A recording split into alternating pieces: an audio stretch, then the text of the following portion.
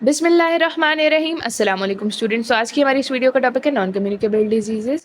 Non communicable diseases क्या हैं, इनकी टाइप्स क्या हैं, रिस्क फैक्टर्स क्या हैं, मॉडिफाइबल हैं, नॉन मॉडिफाइबल हैं और इसकी थोड़ी सी प्रिवेंशन को हमने देखना है। Okay, so let's start with the introduction of non communicable diseases.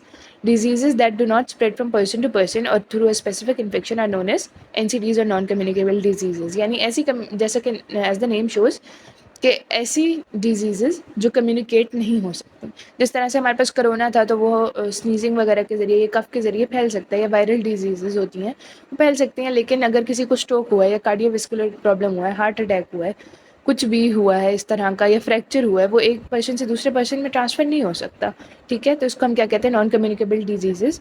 और इसके लिए कोई स्पेसिफिक वायरस या कोई इन्फेक्शन भी रिस्पॉन्सिबल नहीं है। इनकी टाइप्स में क्या क्या आ जाता है, सीवीडीज़ यानी cardiovascular diseases, cancers, chronic lung disease, diabetes, chronic neurological diseases जैसे कि अल्जाइमर, ये सेनाइल डिजीज़ है। इसके अलावा आर्थराइटिस और मस्कुलोस्केलेटल डिसऑर्डर्स जो हैं, जैसे कि अगर किसी में मसल वीकनेस हो गई है, सार्कोपीनिया हो गया है, या किसी की नर्व कंप्रेशन हो गई है ड्यू टू अ ट्यूमर या किसी भी और वजह से, तो वो कोई किसी जो है दूसरे बंदे से उसे ट्रांसफ़र नहीं हुई, तो ये क्या है, मस्कुलोस्केलेटल डिजीज़ेज़ भी ज़्यादातर क्या है, नॉन कम्युनिकेबल हैं। ठीक है, इसके रिस्क फैक्टर क्या है, पहले हम देखते हैं कि रिस्क फैक्टर इन एक्चुअल होता क्या है।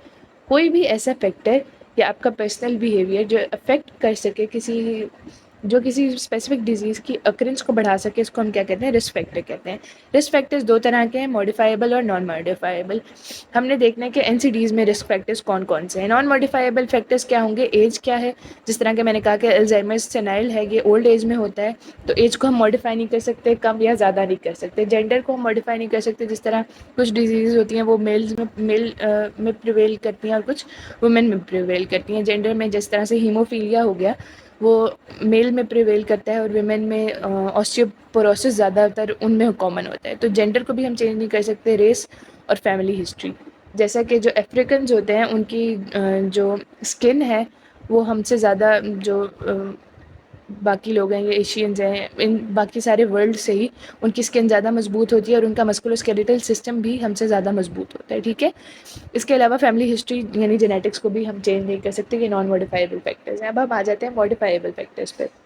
मॉडिफाइबल फैक्टर्स क्या हैं कि हम अपनी फिजिकल एक्टिविटी का ध्यान रखें, ऐसी चीज़ें ना यूज़ करें जो हमारे लिए, हमारी हेल्थ के लिए हार्मफुल हैं, टोबैको, अल्कोहल, और इस तरह। इसके अलावा हम अपनी डाइटरी हैबिट्स का ख्याल रखें, ज़्यादा फैटी फूड ना लें और एक सोफिस्टिकेटेड वे में अपने मैक्रोज को कंप्लीट करें। ठीक है, अब हम आ जाते हैं कि गोल्स ऑफ एनसीडी प्रिवेंशन, यानी हमारे गोल्स क्या हैं। ये लीडिंग कॉज ऑफ डेथ है, तो ऑफ कोर्स हमें इसकी प्रिवेंशन करनी है। प्रिवेंशन कैसे करनी है, पहले तो हमने करनी होगी, जिस तरह से हाइपरटेंशन है या डायबिटीज़ है, इसके लिए हमें स्क्रीनिंग करनी होगी और पहले कम्युनिटी में अवेयरनेस प्रोड्यूस करनी होगी कि ये अनहेल्दी डाइटरी हैबिट्स की वजह से ज़्यादातर हो रही है।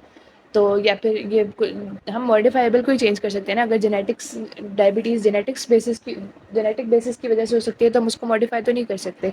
लेकिन अगर हाइपरटेंशन या डायबिटीज़ हो रही है आपकी फिजिकल इनएक्टिविटी की वजह से या ओबेसिटी की वजह से, तो हम उसको मॉडिफाई कर सकते हैं। पहले हमने अवेयरनेस देनी है और उसके बाद हमने स्क्रीनिंग करनी है और इस तरह से हम इसको प्रिवेंट करेंगे। ठीक है, इसके अलावा हमने सर्विलेंस करनी है कि हमने देखना है कि ये नॉन कम्युनिकेबल डिजीज़ कितने लोगों को हो रही है और किस तरह से, किस लोकेलिटी में कौन से ज़्यादा डिजीज़ प्रिवेल कर रही है। इस तरह का हमने उसका सारा रिसर्च वर्क करना है और इंफॉर्मेशन सिस्टम्स बिल्ड करने हैं जो स्पेसिफिक एनसीडीज़ के देखें कि इसकी कॉजेज़ क्या हैं, एटियोलॉजी क्या है और उसको हम प्रिवेंट किस तरह से कर सकते हैं।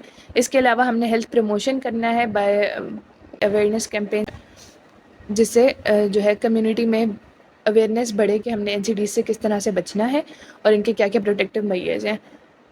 ठीक, today I hope you find this video useful. Stay tuned and subscribe to my channel.